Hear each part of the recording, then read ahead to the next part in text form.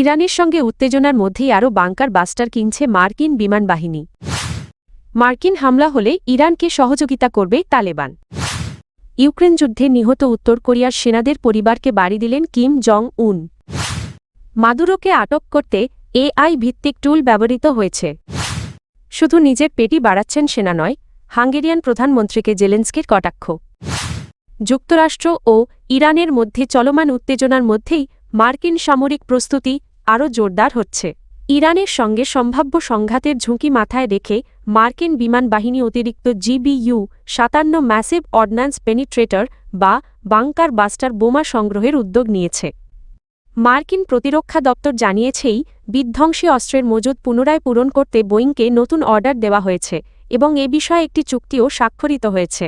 এর আগে গত জুনে অপারেশন মিডনাইট হ্যামার অভিযানের সময় ইরানের পারমাণবিক স্থাপনায় 1 ডজনের বেশি GBU-57 বোমা ব্যবহার করা হওয়ার ফলে এই অস্ত্রের মজুদ উল্লেখযোগ্যভাবে কমে যায়। মার্কিন বিমান বাহিনীর এক নোটিশে বলা হয়েছে, GBU-57 উৎপাদনে বোয়িংই একমাত্র সক্ষম প্রতিষ্ঠান। দীর্ঘ 18 বছরের অভিজ্ঞতার কারণে এই অস্ত্রের নকশারক্ষণাবেক্ষণ ও আধুনিকায়নে বোয়িংয়ের বিকল্প নেই।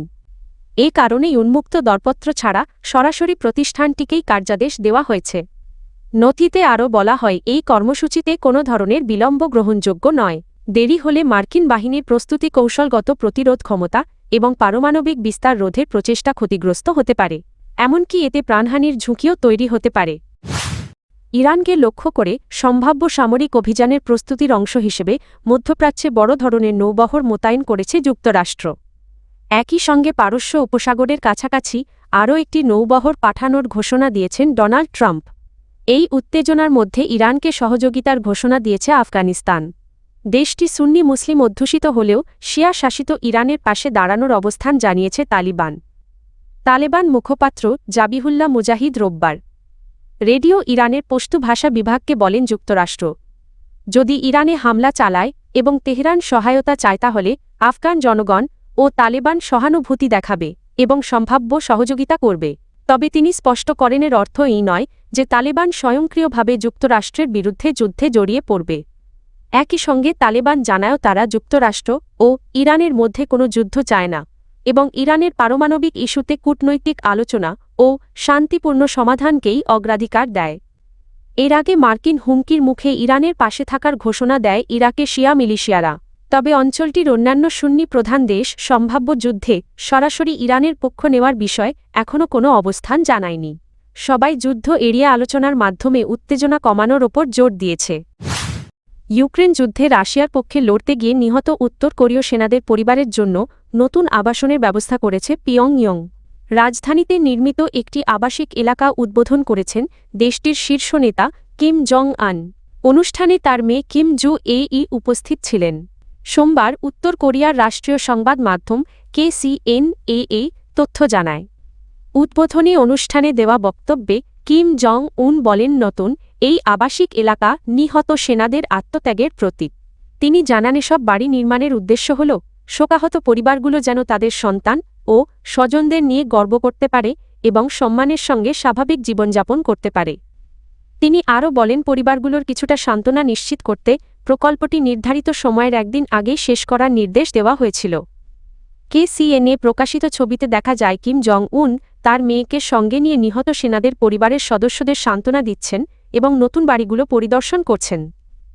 দক্ষিণ কোরিয়া ইউক্রেন ও পশ্চিমা সূত্রের তথ্যমতে রাশিয়ার সঙ্গে পারস্পরিক প্রতিরক্ষা চুক্তির আওতায় 2024 সালে উত্তর কোরিয়া প্রায় 14,000 সেনা ইউক্রেনে পাঠায়। তাদের মধ্যে 6,000-এর বেশি নিহত হয়েছেন বলে ধারণা করা হচ্ছে। দ্য ওয়াল স্ট্রিট জার্নাল জানিয়েছে, ভেনেজুয়েলার প্রেসিডেন্ট তারা চিহ্ন নিকোলাস মাদুরো তারা চিহ্নকে আটক করার একটি সাম্প্রতিক অভিযানে কৃত্রিম বুদ্ধিমত্তা AI ব্যবহার করেছে মার্কিন সামরিক বাহিনী। এই অভিযানে প্রথমবারের মতো যুক্তরাষ্ট্রের প্রতিরক্ষা মন্ত্রণালয়ের গুরুত্বপূর্ণ অপারেশনে ব্যবহৃত হয় অ্যানথ্রপিকের AI মডেল। প্রতিবেদনে বলা হয়, সামরিক খাতে AI প্রযুক্তির ব্যবহার প্রযুক্তি কোম্পানিগুলোর জন্য বিশ্বাসযোগ্যতা ও বৈধতা বাড়ানোর একটি গুরুত্বপূর্ণ মাধ্যম হিসেবে বিবেচিত হয়। এতে বিনিয়োগকারীদের আস্থা বৃদ্ধি পায় এবং প্রতিযোগিতামূলক বাজারে কোম্পানিগুলোর উচ্চ মূল্যায়নকে সমর্থন করে। তবে বিষয়টি নিয়ে বিতর্ক তৈরি হয়েছে। অ্যানথ্রোপিকের ব্যবহার নীতিমালায় স্পষ্টভাবে উল্লেখ রয়েছে যে তাদের ক্লড এআই মডেল সহিংসতা অস্ত্র তৈরি বা নজরদারিমূলক কার্যক্রমে ব্যবহার করা যাবে না। তা সত্ত্বেও এই অভিযানে মডেলটি ব্যবহৃত হয়েছে বলে প্রতিবেদনে দাবি করা হয়। ওয়াল স্ট্রিট জার্নালের তথ্যমতে মাদুরো ও তার স্ত্রীকে কারাকাস থেকে আটক করা হয় এবং অভিযানের সময় শহরের কয়েকটি স্থানে বিস্ফোরণের ঘটনাও ঘটে। ভলোডিমির জেলেন্সকি মিউনিক সিকিউরিটি কনফারেন্সে দেওয়া ভাষণে হাঙ্গেরির প্রধানমন্ত্রী ভিক্টর অরবানকে কটাক্ষ করে মন্তব্য করেছেন। শনিবার মিউনিক সিকিউরিটি কনফারেন্সে বক্তব্য রাখতে গিয়ে তিনি বলেন অরবান সেনাবাহিনী শক্তিশালী করার বদলে কেবল নিজের স্বার্থ নিয়েই ব্যস্ত। জেলেন্সকি তার ভাষণে বলেন ইউক্রেনীয় বাহিনী রাশিয়ার বিরুদ্ধে প্রতিরোধ গড়ে তুলে ইউরোপের নিরাপত্তা রক্ষা করছে। তিনি ইঙ্গিত দেন ইউক্রেন না থাকলে মধ্য ও পূর্ব ইউরোপের অনেক দেশ সরাসরি ঝুঁকির মুখে পড়ত।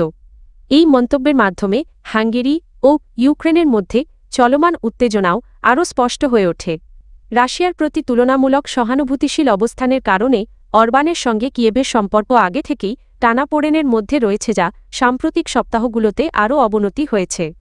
জেলেন্সকি বলেন ইউক্রেনীয় সেনারা শুধু নিজেদের দেশ নয় বরং মলদোভা ও রোমানিয়ার মতো প্রতিবেশী দেশগুলোকেও সম্ভাব্য রুশ আগ্রাসন থেকে রক্ষা করছে।